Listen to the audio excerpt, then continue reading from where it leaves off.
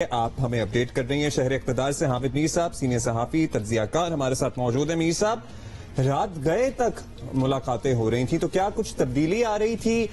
सूरत हाल में जो रात गए तक ये दोबारा से सीनियर रहनुमा कायदीन बैठे और डिस्कशन चलती रहीं? क्या सेंस है इस्लामाबाद में इस वक्त, चूंकि आप मौजूद हैं, आप बड़ा क्लोजली मॉनिटर कर रहे हैं सब कुछ, दोनों ही हमें तो बड़े कॉन्फिडेंट लगते हैं, लेकिन एक्चुअली में कौन कॉन्फिडेंट है? देखिए, मुलाकातें जो है ना ये रूटीन में चल रही हैं, काफी दिन से चल रही हैं, लेकिन कल क्योंकि जो असेंबली का एजेंडा था वो शाम तक क्लियर नहीं था और पीपल्स पार्टी और मुस्लिम लीग नून के रहनुमाओं की तरफ से इस पर एहतजाज किया जा रहा था, मीडिया को बताया जा रहा था कि कल असेंबली का इजलास है और अभी तक एजेंडा जो है उसको क्लियर नहीं किया जा रहा। फिर जब एजेंडा क्लियर हो गया तो उसके बाद फिर जो अपोजिशन की तीन बड़ी पार्टियां हैं उनके रहनुमाओं ने शहबाज शरीफ साहब के घर पे इकट्ठा होकर स्ट्रेटजी बनाई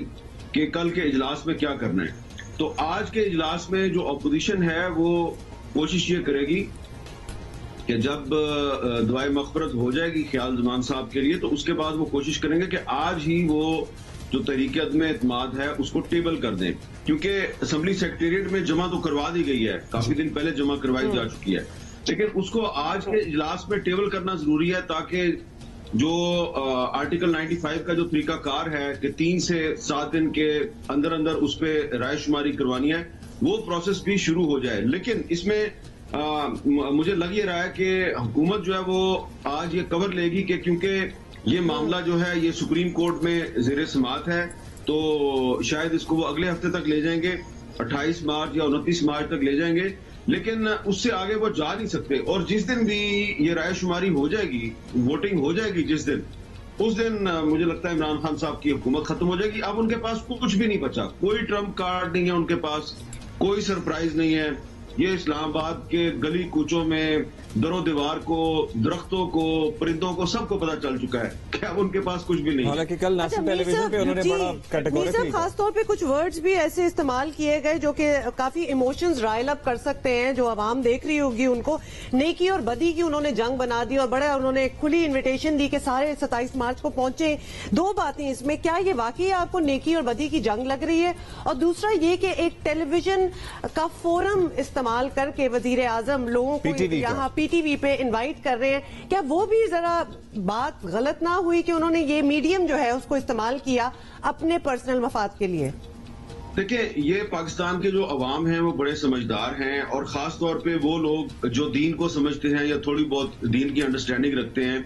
अब पिछले 2-3 दिन में मुझे बहुत से जो अरकान कौमी असम्बली जो कि उस ग्रुप में शामिल हैं जो कि इमरान खान के साथ नहीं है, और मैं आपको बता रहा हूं कि वो 12-13 नहीं है, उनकी तादाद काफी ज्यादा है, तो वो लोग जो हैं वो एक खातून एमएनए और उनके शौहर कल रात को मेरे से ये बात कर रहे थे, काफी लेट नाइट। वो कह रहे थे कि ये आज कल रात को हमने भी अपने शो में वो चलाया था क्लिप इमरान खान साहब का अमर बिल मारूफ वाला, तो वो कह रहे थे कि आपको ये नहीं चलाना चाहिए था क्योंकि आपको पता है कि वो झूठ बोल रहा है। मैंने कहा नहीं, वो मुझे तो पता है, लेकिन वो मुल्क का प्राइम मिनिस्टर है और वो एक बात कर रहा है तो उस पर बात तो हमें करनी है। उसने कहा देखिए, एक तरफ वो कह रहा है ये नेकी और बदी की जंग है, दूसरी तरफ वो पब्लिकली भी हमें कांटेक्ट कर रहे हैं कि वापस आ जाओ, मैं तुम्हारा बाप हूं, और लोग भी हमारे पास भेज रहे हैं, मैसेजेस भी भेज रहे हैं। और उन्होंने कहा कि फवाद चौधरी साहब जो हुकूमत के तर्जुमान हैं वो दावा कर रहे हैं कि 6 से 7 जो बागी एमएनए हैं वो वापस आ चुके हैं और बाकी भी आ जाएंगे। तो आपको नहीं पता कि हम 13 के 13 जो हैं हम कहां पे बैठे हुए हैं? बायदी वो अब सिंध हाउस में नहीं है, तो आपको नहीं पता कि आप हमें कहां पे मिल रहे हैं और हम कहां पे बैठे हुए हैं और हमारी यहाँ पे तादाद कितनी है। मैंने कहा हाँ, आप तो यहाँ पे सारे के सारे इकट्ठे हैं और पूरे हैं आप। तो उसने कहा वो फवाद चौधरी साहब झूठ नहीं बोल रहे, और फिर आपको नहीं पता कि अगर ये नेकी और बदी की जंग है, हक और बातिल की जंग है, तो इसमें अगर हम बातिल की तरफ हैं तो वो फिर बातिल को क्यों बुला रहे हैं अपनी तरफ? ये कहां से हो गई नेकी और बदी की जंग? आप ये बात क्यों नहीं बोलते? तो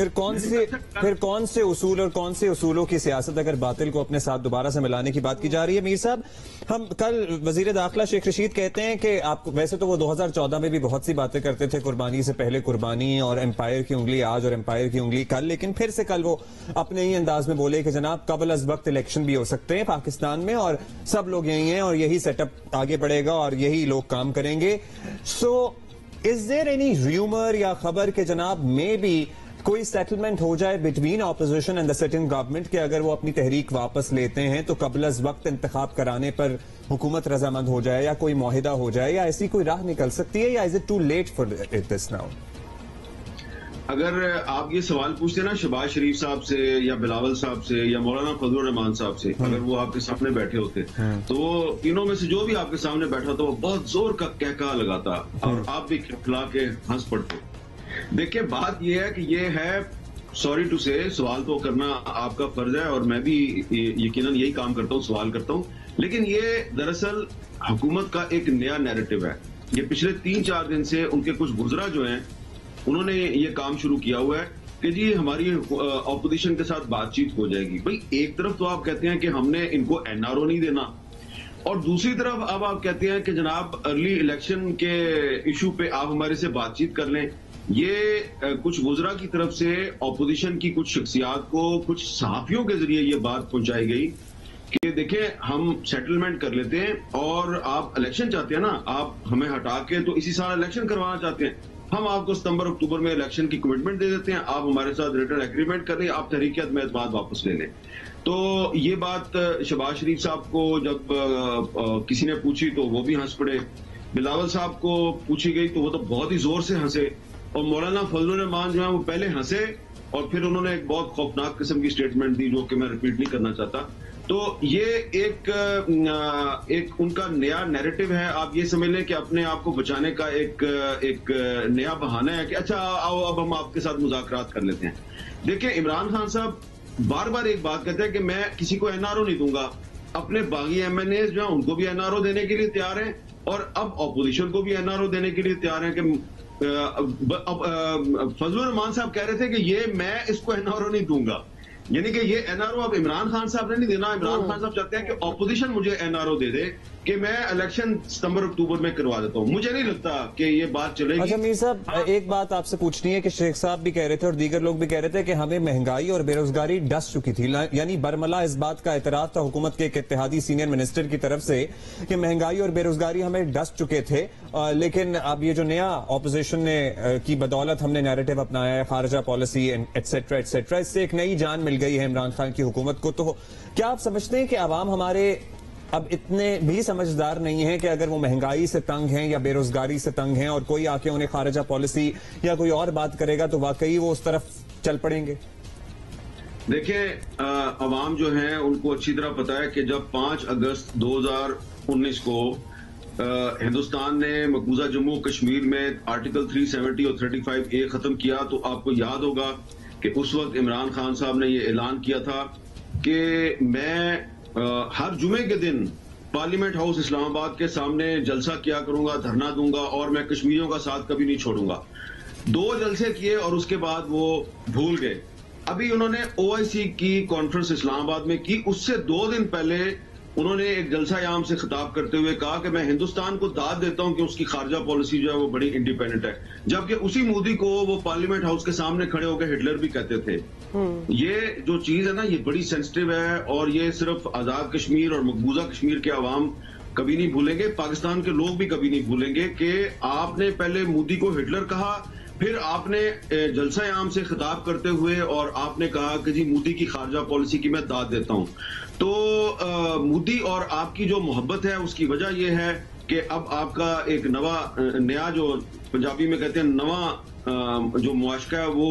पुतिन साहब के साथ शुरू हो गया है और पुतिन साहब के साथ जो आपका लव अफेयर है उसमें आप यूक्रेन को भूल गए। वो यूक्रेन जिसने अगस्त 2019 में जब मोदी ने 370 खत्म किया कश्मीर में, तो यूक्रेन ने यूनाइटेड नेशंस की सिक्योरिटी काउंसिल में पाकिस्तान की और कश्मीरियों की हमायत की थी। और वो यूक्रेन जो है उसने पिछले साल पाकिस्तान के साथ एक मुआहदा किया कि हम आपके 300 T-80 टैंक्स जो हैं उनको मॉडर्नाइज करेंगे आप। और वो जो फैक्ट्री यूक्रेन में, वो फैक्ट्री जिसने वो टैंक मॉडर्नाइज करने हैं उस पर अब रूस ने कब्जा कर लिया है। तो उस रूस का आप साथ दे रहे हैं यूक्रेन के मुकाबले में। वो यूक्रेन जो कश्मीरियों का भी सपोर्ट कर रहा था और हमें भी सपोर्ट कर रहा था, हमें T-80 टैंक भी दे रहा था, मॉडर्नाइज भी कर रहा था। तो ये है आपकी खारजा पॉलिसी। अमेरिका वाला जो नैरेटिव है उसका तो सिंपल सा जवाब है कि अमेरिका ने आपसे फौजी अड्डे मांगे ही नहीं थे, तो